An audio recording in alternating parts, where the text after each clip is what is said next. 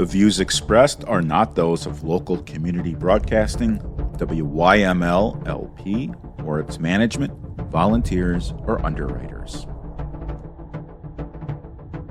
Welcome back to the Personal Safety Show. This is Marcus Melnick with Firearm Mentor, your host, and we are going to be talking about safety among seniors, particularly when the senior has a memory care issue. With me, I have Randy Welter, who unfortunately is a great person, but unfortunately has experienced this. Randy, can you tell our listeners about yourself, about your family, growing up? Just give us kind of the lay of the land. I grew up in a very close-knit family to the point that originally in Chicago, my parents managed a rooming house owned by my father's parents. My father's grandparents lived on the third floor. For a time, my mother's mother lived on the second floor waiting for an apartment.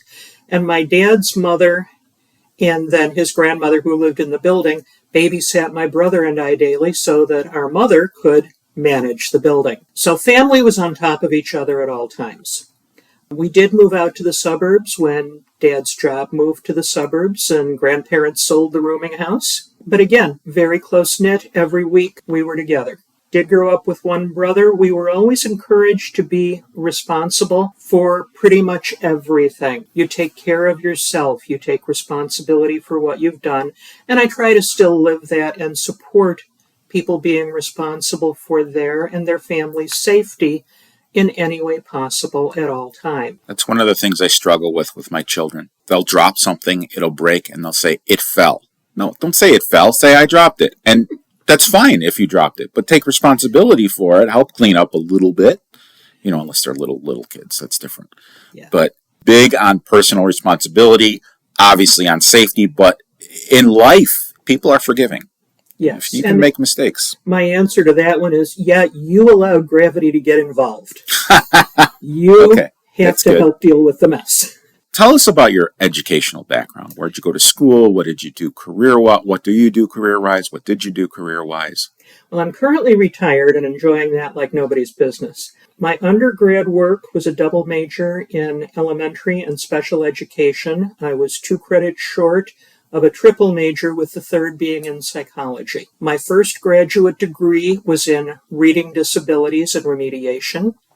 My second was in psychology. My third was in psychology as applied to education, with concentrations in neuropsychology. And so what I did then was I taught for quite some time, typically people with various disabilities, primarily those that did relate to neurology, and then went into school psychology and worked for quite a long time with both the standard things you see in schools and medically fragile children. Very interesting. So it sounds like your education and career kind of prepared you for taking care of your mom. Absolutely, especially the neuropsych component. Talked about memory care, which falls under dementia. Right. And when you take the word apart, dementia is a catch-all word, like cold. If you take it apart, D means undoing something, removing something, reducing something. Mentia has to do with mental. It has to do with undoing somebody's mental capacity. And there are a variety of ways that undoing can start or be caused. I did not know that. I love doing these things because I get educated. What happened with your mom? How did the family realize that there was an issue? To get there, I kind of have to go back to my dad, explaining my parents a little bit. Both of them are very intelligent. Both of them initially began with heading for degrees in science, dad in chemistry, mom in microbiology. They decided they wanted to get married, and they knew they needed graduate degrees for that. So dad switched to business, passed his CPA on the first round, and ultimately down the road became a systems analyst for a major airline in the United States. Mom later went back to school, became a science teacher. Dad is one of those people, everybody always respected him. It was absolutely respect, but they liked Mom, so she was the social component of the pair. It was far more obvious when Dad was losing his cognitive abilities. He would forget people. I called him one time and he said, "Who is this?" And I said, "It's your daughter." He said, "I don't have a daughter," and hung up the phone. We were able to keep him at home with senior activity days through their township, with in-home care, but ultimately, physically, because of the mental decline, there was a significant physical decline. And my brother and I were having to spend 2 to 3 hours per day, each of us, along with the in-home care, helping Mom manage him. So it reached a point that the school year was starting. I said, you got a choice here, Mom. I can retire now. I can get full retirement, and I will be here daily to help you. Or we can start looking for a place for Dad. So we started looking. Fortunately, we found one we felt was very good. We did lose him before COVID. We did not have to deal with him being locked away from everybody. Mom started recognizing some of the same confusion in herself. And when her friends told her, look, you're not safe to drive to the golf course. She's an avid athlete. She was still playing 18 holes of golf at the beginning of this season at 91. Wow, that's terrific. Physically, she's all there, but she could no longer keep track of what hole they were on, how many strokes there were, which club to use. The townhouse they had was literally behind a jewel store. She could not remember how to get to Jewel, and she knew it. And so she made the decision that it was time to go to a place where she would be safe. She chose the same place Dad had been. Actually, it was about 2 weeks before the family was going to tell her mom it's time. Well, that's a great thing that she realized that she had some issues. I've had family members with dementia, and I really never discussed it with them. I have one family member, she's in her 80s, and I'm the turkey carver, or as my family calls me, I'm the turkey. So every Thanksgiving, every Easter, whatever holiday it is, or if there's brisket, I'm the guy preparing it. And I asked where the electric knife was, because it's a lot easier to use electric knife than it is to saw back and forth. You're showing your age. Yes, I am. But in any event, she gave me directions, but they were directions for the old house that she lived in, not the current house. And her son, who's my generation, whispered to me, he's like, that's not where it is. So he helped me find it. And I didn't say a word. I'm a big believer in meeting people and their realities, as long as it's not dangerous, and make them feel good. You have to, because if part of the dementalization is the lack of connection with reality. And I went through that with Dad, more so than Mom. Well, Mom was there every day, and I was there 5 days a week. I would go in, and I could tell if they had been watching World War II movies, because he would tell me that he couldn't talk. He was about to fly a mission over the channel. And you can't tell him, no, Dad, you were a Marine, you didn't fly. He's not going to believe it. All you can say is, stand down, Captain. The weather's too choppy. Which is a brilliant way of potentially de-escalating an argument. Yeah. Not that it would be a physical fight, but you want to have people feel comfortable. I learned that very early on when my father was diagnosed with kidney cancer and he was terminally ill. There was a point where he had a mental decline. So this was a guy who invented the photocopy machine. My sister has the prototype for the laminating machine. He was brilliant engineer. And when he was in hospice and he had some cognitive issues, he couldn't figure out how to press play on a VCR. Yeah. So that killed me, but at the same time, we approached things with humor. Before we had overnight care, he had his ROTC whistle. His ROTC whistle, and he needed help at night getting out of bed to go to the restroom, and we would take turns, depending on whose shift it was. He'd blow the whistle, scare the hell out of all of us. And then whoever's turn it was would help him out of the bed, help him to the bathroom. Yeah. As a child, that is extremely frustrating when your first hero in life, who's your parents, really are declining and they're suffering. How is your mom doing today? I haven't talked to her today because this is the second time in the past month she has busted her cell phone accidentally. After I leave here, I'm going to take her third cell phone. Is that a cognitive issue, a clumsy issue, or my family's very clumsy? She's not. She has been a jock all of her life. In this case, it is that we as a family provided the wrong method of carrying the cell phone with her.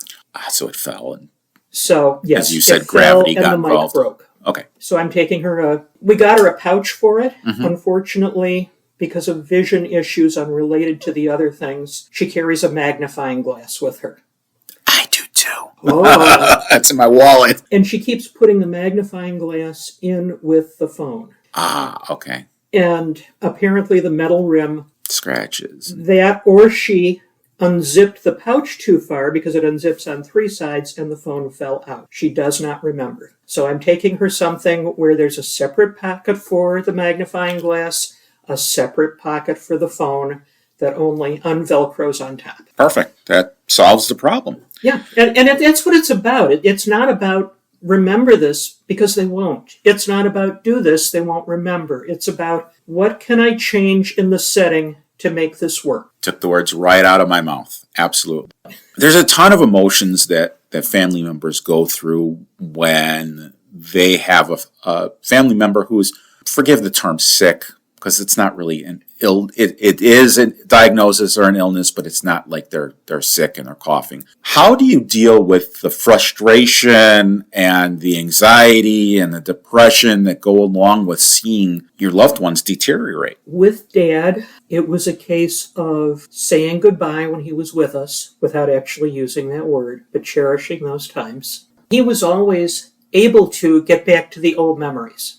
We filled his apartment with pictures of older things. Not us as adults, but us as kids, homes he'd lived in, things like that. And then I would go home and I would tear out every weed in the garden. Or I would go home and I would stomp around the neighborhood. Why? Just take a good walk by myself. Heavy tread. Just go, and I'm one of those people where I need deep pressure to sometimes get things out. And so a big stomp, stomp, stomp, something like that. With Mom, again, it's still the weeds, although now I get to cut down invasive buckthorn trees because we moved to a different area and I'm trying to clear the invasive stuff out. Right. But there's a lot of that, and sometimes there are tears. Understandably so. I'm going to pivot just a little bit. How do you handle the depression, the anxiety of the patient? You're the family member, you're the caregiver, or one of the caregivers. How do you address the patient's or the affected person's frustration? Dad expressed it in anger and arguing, and we had to set a rule that he could only argue with people who liked to argue, because otherwise he would take it out on people who didn't like it, and he was becoming a bully. And the staff at the facility knew this rule, and there were designated caregivers who would argue with him. When you say argue, do you mean like debate issues? No, you're wrong about that. This is the rule, and you follow it because you need to be safe. And unfortunately, that's the same type of thing that happens on social media. People argue and they express their opinions, which is perfectly fine. It's just when people get a little bit personal. Yeah. Personal attack type stuff. That's where it's and not good. The caregivers who agreed to argue with him tended to have thick skins, and if he would say something rude, it would just be like, ha, that's funny. With Mom, she rarely gets angry. She rarely has throughout my life gotten angry. She does get angry with me when we have to make a new restriction. I don't blame her. I don't blame her either. Can you give us an example of a new restriction? Yes. She's fortunate. Her facility allows her to have a cat. Oh, nice. Okay. Yes, and she's always had cats. Unfortunately, the cat that she has, before the cat was adopted, apparently had had a broken back from a car accident, and Mom had forgotten that the cat does not like to be stroked all the way down her back, and got a bite. The bite became infected. She didn't want the nursing staff to know because she was afraid they'd make her get rid of the cat. So on a shopping trip, she bought antihistamines. Antihistamine, antibiotic, what's the difference? She was already taking prescribed antihistamines. So that could be dangerous. And so we had to make a rule until we could explain what the policy needed to be about Mom going shopping, that she couldn't go on shopping field trips. Go to restaurants, go to movies, go wherever, but not shopping. And then when we were able to clarify that she could buy anything she wanted, nothing that could be used as medicine. Now she goes shopping again, all is well. We had to cut off. I mentioned she was still playing golf at the beginning of this season. Her foursome said, she's losing too much track now. Golf is not the right thing for her. And so at this point, she no longer plays with her league, but I take her to the driving range. I was just going to ask that. Awesome. So she can still participate in the sport. Yes. And I was kind of envisioning a little putting thing in her We tried mini area. golf. She's like, this is boring. She would regularly drive from the men's tee farther than the men in mixed couples. Wow. Dad was inordinately proud of her ability. As I said, she grew up a jock. That's awesome. I have gone to the driving range a number of times, and for me, a shotgun start has a completely different meaning. And you get it, and the listeners will get it too. Try a cannon start, with some friends of mine did at the in Galena That's last year. right, because you do Civil War stuff. Yes, at the fundraiser for the Field of Dreams charity. They actually did terrific. a cannon start at that. I was at an event, it was an IGOT event, where you and your group brought the cannon, Yes. and I didn't fire. I kind of regret not firing it, but I took pictures of other people firing it, and it was just tremendously fun. Chicago Light Artillery Taylor's Battery B will be at the Buffalo Range in Ottawa pumpkin shoot this fall with the cannon. Make a donation, I believe it is $30 to cover the charge of powder, and you too can fire the cannon. Do you happen to know when that date is? It is mid-October. Well, the cannon certainly is, because it's just so cool. I actually met the artillery people at the Wakanda Civil War days. We would have been before I knew you. That was our battery that managed that one. The batteries take turns doing different reenactments, and Wakanda was always Taylor's. Could have been. So I used to take my kids there, A, because it was fun, B, because there was a historical element to it that I thought that they should know about. Yeah. And it was just quite interesting. Unfortunately, that doesn't exist anymore. Just out of curiosity, this is kind of a tangent. What other events does the artillery go to other than the pumpkin shoot that's going to come up at the range? But I'm curious to see where can I take my kids to go and see another reenactment. Fairly low. Well, for one thing, if you look on Facebook for Taylor's Battery B, we are a page there. You do have to answer 2 extremely simple questions to get in. I do post our events on there. As far as things coming up locally, or things we did Palatine Flag Days. They had Living History. There is a Living History coming up in September in Berkeley, Illinois, down near O'Hare. That's a fun one because it's a timeline. It starts with French and Indian Wars and goes up through Desert Storm. Wow. They have units from everything, and every hour somebody is demonstrating out in the field, but all the people are there and will talk to you about their artifacts, their era, everything that occurred. Are they dressed in... Yes. Okay, in Yes. period pieces. Do they speak in period lingo? Some do, some don't. If you're aware of history, they have documented at least 400 cases of women who passed as men during the Civil War. There were undoubtedly many more who passed undocumented. I prefer to portray someone whose battery commander has sort of caved in, because I be a farm woman. Bible says, whither thou goest, you got my man on that gun, you got me on that gun, or you going again, the Bible. And the captain sort of backed down because I had a reason for being there and a reason for being a pain about it. If I just went in, and I do disguise, I do make myself look as much like a man as I can. And so it's something that was done. How did you get introduced to Civil War reenact, or whatever it's called now? It is called reenacting. Okay. Believe it or not, in high school, I dated an infantry reenactor. Okay. I kept stealing his kepi. That What's would a be the hat, the one that you typically see in pictures, the little sort of okay. flat brim. Didn't last all that long. This is, of course, Firearm's mentor. I do belong to a women's defensive shooting group that meets twice a month in the school season, and the lead instructor of that group was the first sergeant of the artillery battery I reenact with. He was short on people one day for a Living History, sidled up to my husband and I. My husband is the assistant instructor, and said, "You want to fire something really big?" And we've been there ever since. Did your parents ever get involved in reenacting or come and see you? Not so much, because Dad was already unable to by the time we got started. Mom has come out. One of the things that Taylor's does, and that we are the organizer of, is the Naperville Annual Patriotic Concert. And we go out and we play the canon to the 1812 Overture. Oh, that's awesome. We play it to a couple of Sousa songs. But because of the rate at which the music moves, you need more than the 2 cannons that we have. And so we organize. This year we had 6 guns. Usually we have 5. Have you done anything at Ravinia? No, we've not been invited. I'd love to. If anybody from Ravinia would like to have us come out, find us on Facebook. Let me know. We'll get in touch with you. As far as I know, and my information might be a little old, their last concert of the season is the Overture of 1812 with cannon fire. I've been to it once in my life, and it was chilling in a good way. Like, it gave you goosebumps, made you feel patriotic. So back to your parents. This is great. I mean, it shows our listeners the depth of personality that you have. Regular person has these interests, but also as a parent or two parents in this case, who have some cognitive issues.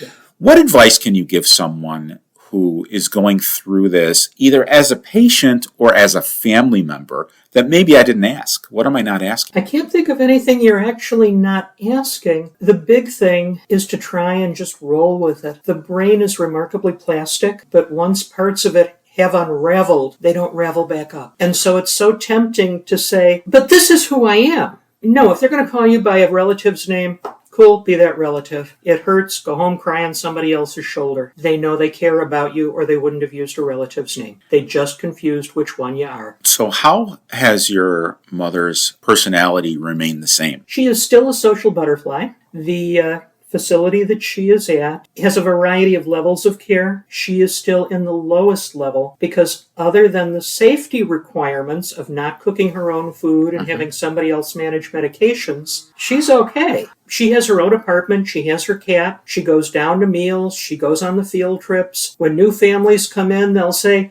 hey, and introduce them to mom, and she takes them on tours and shows them the apartment. So she's perfectly functional, other than if we have a phone call and I say, okay, I'll be down tomorrow. When I turn up tomorrow, she'll say, I didn't know you were coming. And that's even if we've gone through it 5 times in the phone call.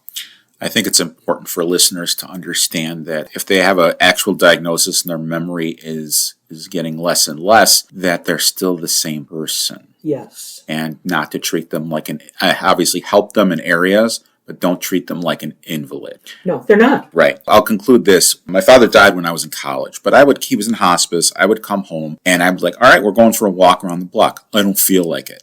I don't really care. You're getting off your tuchus and you're going to walk around the block. Now, he physically deteriorated, so the walk was to the corner and back. Yeah. But I made him do it. Yeah. Or in the garage, I'd be like, all right, I'm setting up a lawn chair. You're going to sit here. I'm going to change the oil, and you're going to keep me company, and you're going to help me by telling me what you see, what you do. And they remained living life. Yes. As opposed to shriveling up, rocking back and forth in a corner. I'm very warmly encouraged that your mom is still this social butterfly. She goes to the driving range. She does a lot of the activities that she did when she was younger with memory intact. So that's a lesson for everyone. Just because somebody has an issue doesn't mean that you ignore them, that you don't talk to them, that you don't reminisce with them. And honestly, the farther back the reminiscences are for a person with memory loss, the more likely they are to retain them. And we're going to conclude on that note. Randy, thank you very much for taking the time to come. I know you live in Wisconsin. I'm in Illinois. I know your mom is close, but I still appreciate the time that you took to talk to our listeners about your specific experience. Well, thank you. There you have it, folks. We heard from 2 people, Janice and Randy, who have had issues with their parents with their memory care diagnoses. So their experiences, although I'm sure they felt very lonely, are not unique to them. A lot of people who go through memory care issues with their relatives have experienced the same types of things. The agitation, the frustration, the lack of self-care. And these people who are in the twilight years of their lives need help. And sometimes as people, whether you are elderly or young, it's hard to ask for help. But this is the time when we need to ask for help. If you'd like to hear any topics coming up in the future, please let me know. The next episode will feature Eric Klein from Care Patrol, who helps families navigate the senior living issues and landscape. And we also have Lisa Joy Rosing, and Lisa Joy is the CEO and proprietor of Joy of Downsizing, where she helps elderly people move into other homes that are assisted living. She'll help people identify and dispose of or donate things they don't need, and basically helps them along to get rid of objects that really have no need for, but are hanging on to, which a lot of people do. You know, the older the person, the more stuff that a house has in it, because it's been accumulating over the years. So I hope you're enjoying this. Please tune in next week to hear from Lisa Joy and Eric Klein. Thank you. We have monthly concealed carry license CCL classes in the northwest suburbs of Chicago. Dates can be seen at firearmmentor.com/classes. If you have a question, we can be reached at www.firearmmentorcard.com. That is our electronic business card, has all of our contact information and links in it. It's the easiest way to get a hold of us. Until next time, stay safe out there, and I'll see you at the shooting range. This is Marcus Melnick from Firearm Mentor signing off. The views expressed are not those of local community broadcasting, WYML LP, or its management, volunteers, or underwriters.